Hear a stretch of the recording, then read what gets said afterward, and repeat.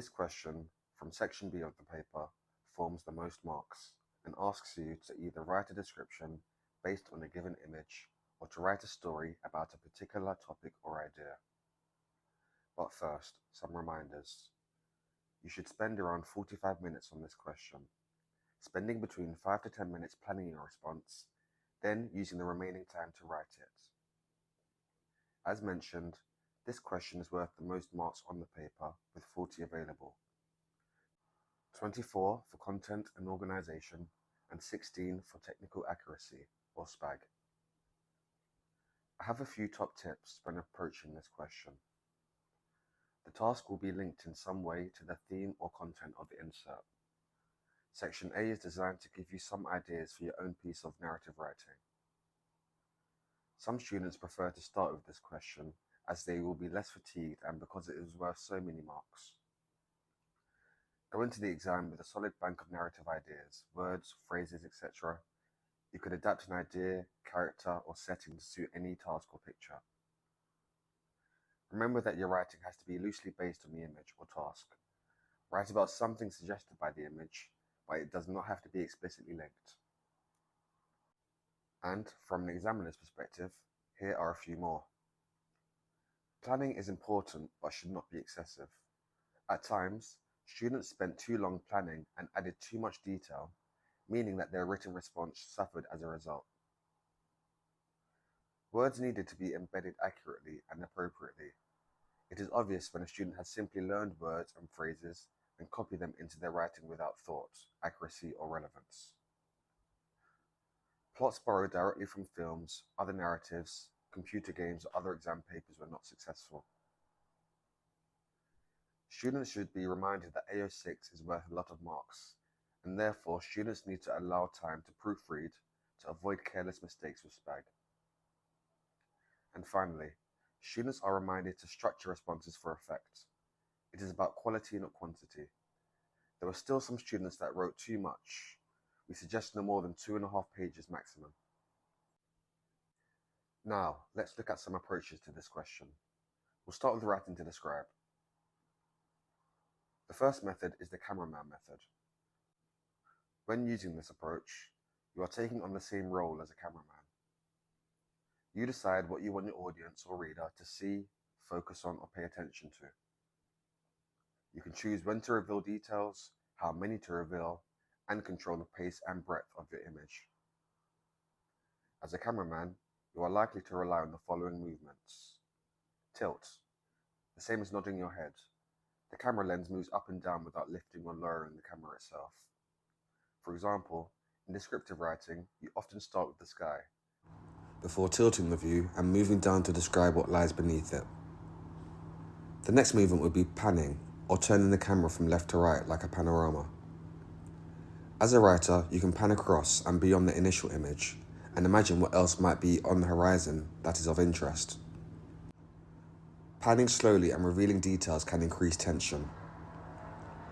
And lastly, as a cameraman, it is important to zoom, as this can set the tone of your description. It pushes your reader to focus on a crucial image, such as a single teardrop for effect. Let's look at an example opening of a description using the cameraman method based on the image on the left. Thunderclouds eclipsed the horizon. The rain that cascaded from them, they hammered, pelted, and dashed a sheet of chaos across the landscape. Droplets chased one another relentlessly from the heavens to the dark waves below. No light seeped through the assemblage of fog that settled in that void beneath the sky and the sea. It was impossible to see into the dark oblivion. A close scrutiny only revealed dark, dancing shadows within the mist. Ebony blackness collided with pigments of dull grey, weaving a fabric of gloom as far as the eye could see. When I first turned on my camera, my establishing shot describes the night sky, the darkness, the rain, clouds and mist. I then tilt down to focus on the lighthouse, alone in the darkness. Only one beam of light infiltrated the vast darkness. The grin of the lighthouse sparkled in the eye of the storm. The lofty building looked fragile on its lonely mound, halfway out to sea. Isolated, vulnerable. and yet a beacon of hope. The sides of the lighthouse were marked with years of abuse from the Atlantic weather, dirty, smeared and bruised by the callous touch of past storms and tempests. There were cracks in the windows at each level, spidery fractures that threatened to break with every gust of wind. Yet at the very top of the lighthouse, a great glow perched. The illumination was a promise of safety and refuge for every sailor on the dark sea. The next method we will discuss will be the quadrant method. This is where you split the image into 4 sections and use sensory language to describe each part of the quadrant in detail. For instance, in the first quadrant of this image, I may choose to focus on the rocks, the white t-shirt, the boy's hair, and the grass in the background. In the second quadrant, I may choose to describe the tree, leaves and fruits. In the third quadrant, I may focus on the rocks in the foreground, the boy's jeans and the sands. And my last quadrant would focus on the second boy, the tree trunks and the surrounding rocks. Model answers using this method are available on my website, which you can find in my bio. The last method I have when approaching the descriptive writing question would be the focus method. Here, you select 4 to 5 interesting details within the image to focus on and vividly describe.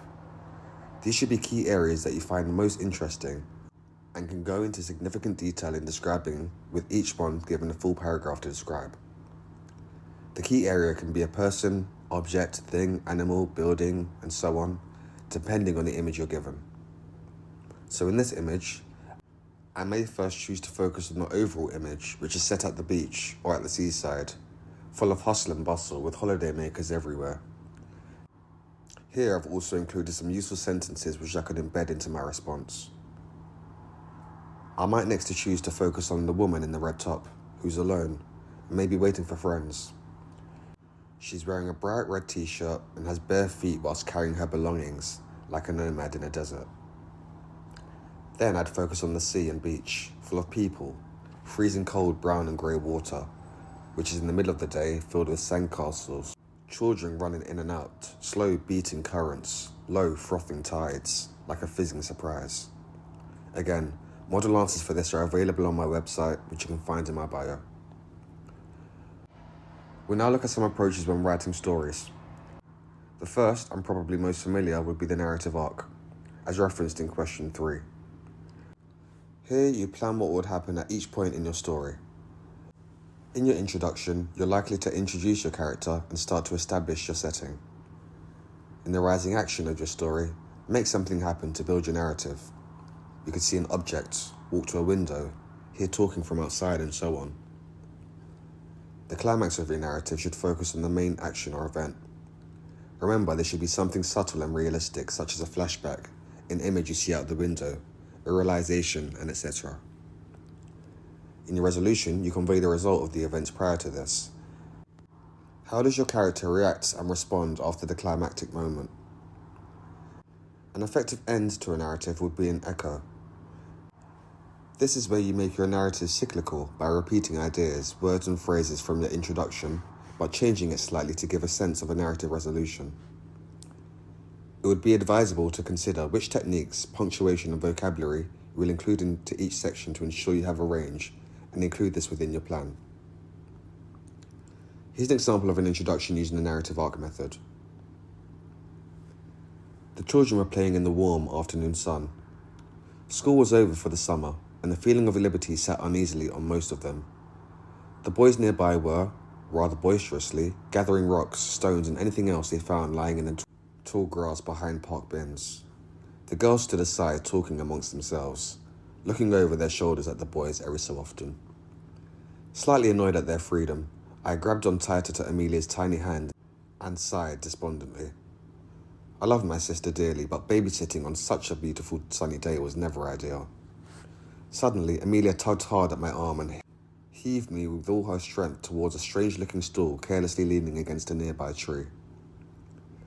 I sighed again, then reluctantly gave in and followed my younger sister over to the table by the tree.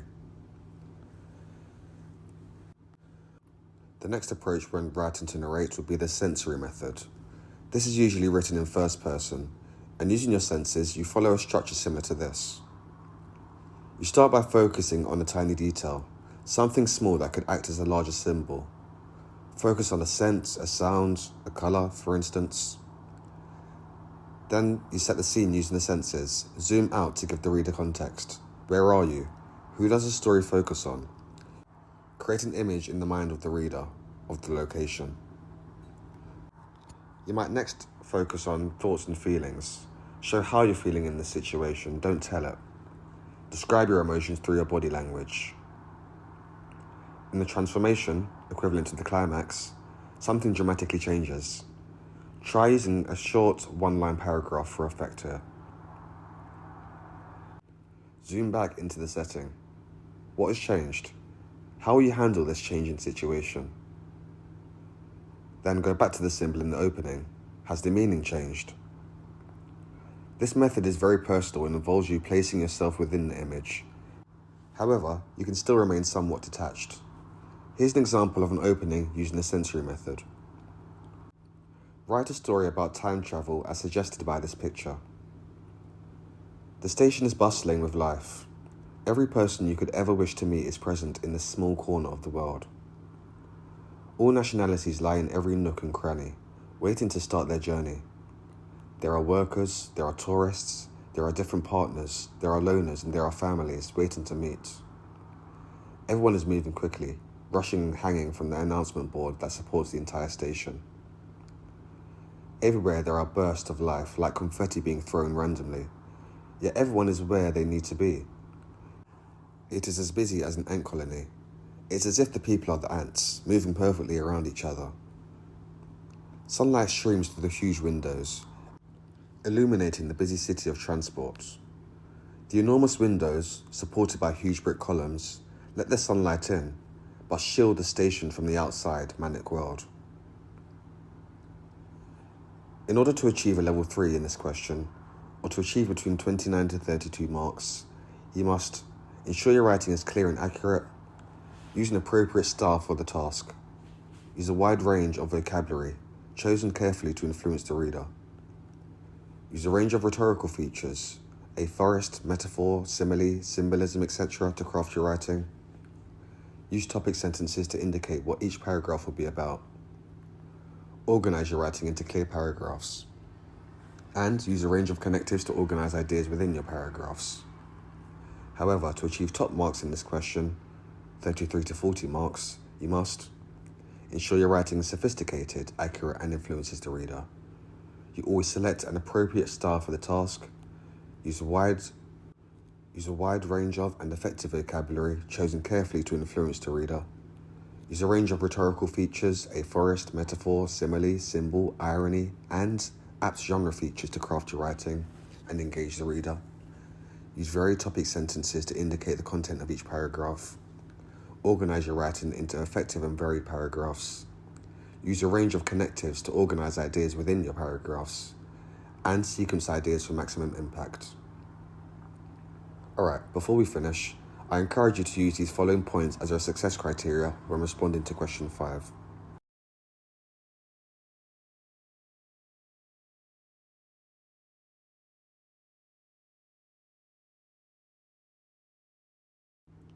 I hope you found this video useful. Please make sure to like, subscribe and share. Leave any model answers, questions or recommendations in the comment section. See you next time.